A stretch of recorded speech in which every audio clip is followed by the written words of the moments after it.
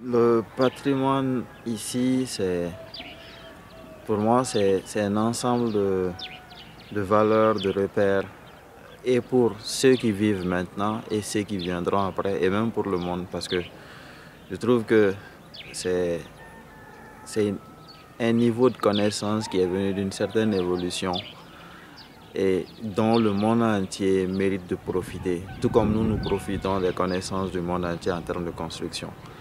Ici, on a une technique de construction basée sur les matériaux locaux, banco, bois et autres, qui fonctionne très bien, qui est adapté au climat et je ne voudrais pas que ça disparaisse. Non seulement c'est beau et c'est pratique. Et les matériaux sont locaux, il n'y a pas besoin d'aller les chercher ailleurs. Donc ça mérite vraiment une certaine protection à mon avis. Ça c'est côté construction. Mais côté civilisation aussi, c'est grâce à tout l'effort qui a été fourni autour du patrimoine que j'ai pu comprendre que Djenné était le site où avait vécu une très vieille civilisation africaine, peut-être la première africaine. Donc je pense que ça mérite d'être protégé et ça mérite d'être valorisé.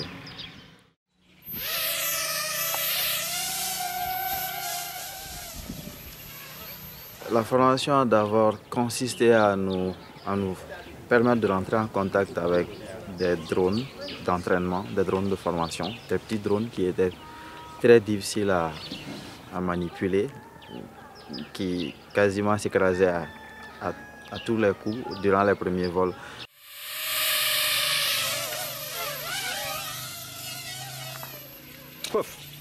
Mais avec le temps, on a pu s'adapter. Bon, ça nous a aussi permis de démystifier les drones parce que personnellement, moi je n'avais vu les drones que sur image, en vidéo, en photo et je ne les avais pas réellement tenus dans ma main et je n'avais jamais piloté un drone, ça a été une première pour moi. Mais ça m'a aussi permis de voir tout leur potentiel, aussi petit que grand, tout ce qu'on peut faire avec les drones. Donc hier, ça a été vraiment une journée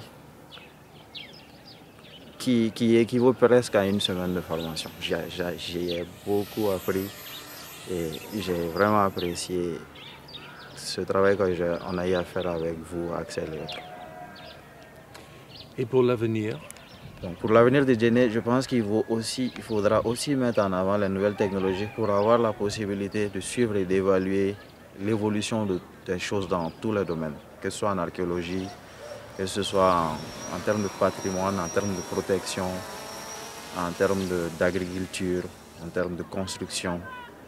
Il faudra valoriser tout ça. Même les constructions civiles qui n'ont aucune valeur patrimoniale directe, qui sont construites peut-être aujourd'hui ou demain, mais quand ils sont en bango et que c'est de très jolies architectures, on pourra les mettre en valeur et raviver par exemple le monde du tourisme avec ou le monde de l'architecture avec.